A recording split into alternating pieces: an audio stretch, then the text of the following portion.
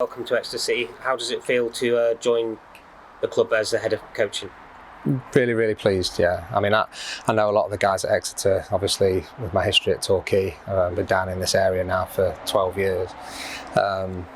They've always been really supportive behind the scenes, obviously, while I was Torquay manager. But the chairman has always been helpful, always wanted to give me some advice, always sent me the odd encouraging text when things were a little bit tougher. Matty Taylor, when he was in the role of 23s, I've known Wayne Carlisle, I played with at Torquay and have always kept in touch with. So it's strangely familiar here, even though I've only been doing it for a week.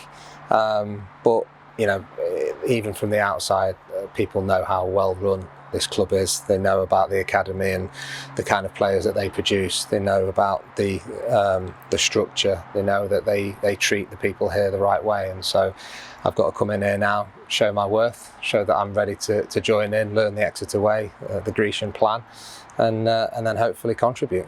Was that one of the key reasons for joining the club, all what you'd heard from the likes of Wayne and Matt and the other coaches? Yeah, I mean, to come to an environment that's so stable, that's so well run, that's so forward thinking, it's refreshing in football, because a lot of football's stuck in its ways, from years ago. Well, this was done to me, so I'm going to do it to the next person. They want to do things differently here. They want to be unique, but not just for the sake of it. It's thought through, it's planned, it's organised. They'll reflect on everything they do and make sure that they're always in a position to try and do it better. And so that suits the way I work. It suits my character, and so I'm delighted to be here.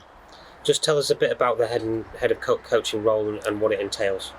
Well, I'm still learning all that. Yeah. I've got about 400 documents up there to go through. But no, it's basically a chance for me to come in and try and put a fresh pair of eyes on things that are already well established and well run. It's a chance for me to try and help the coaches here, help the players. So it's not going to be as much time on the grass as what I'm used to, directly influencing players. It's going to be a case of, once I've had time to really learn the philosophy, the curriculum, how things are done here, to then go in and put my spin, I suppose, put my personality on helping these coaches out, and helping them help the players. And I suppose the daunting thing is, I'm taking over from Wayne, who's a very intense, very hard working and very, very good at his job. So I'm coming in to take over from a guy like that. And the record that you guys have got in the academy so far shows that you're doing something right. So I've got to make sure that I pull my weight and make sure I get into this job quickly. Talk about the success of the academy. There's plenty of players just on the pitch behind us, the likes of Ollie Watkins and Ethan, who have come through. Obviously, they play a huge part in their own success, don't they? But a huge part is the coaches behind that as well, and it's a very successful academy.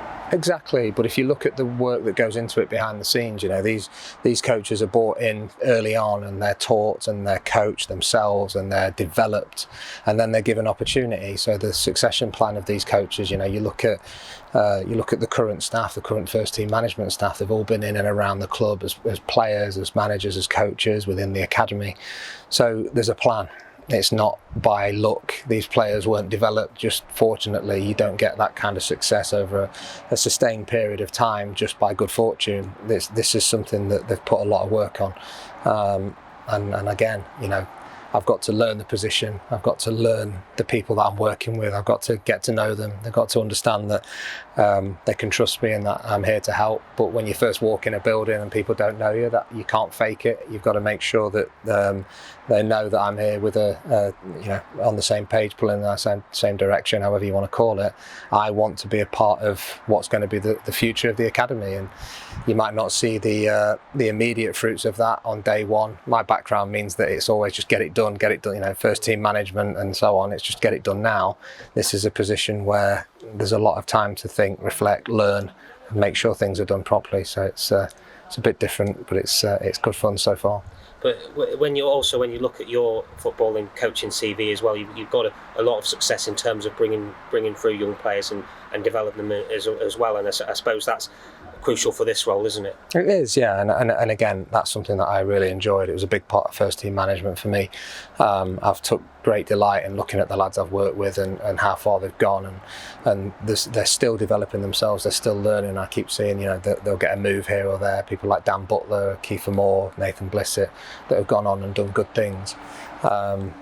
I suppose the difference being, and the beauty of this job, is I did it because I felt it was right, but I didn't really have to think about how I was doing it. It was how I coached, it was how I treated them. In a job like this, you're looking more now at the background of that. I get to really get to the root of how you develop people, of how you develop coaches and players, and so it's a really, really interesting job, but it's certainly not going to be an overnight thing. It's going to take me some time to get to grips.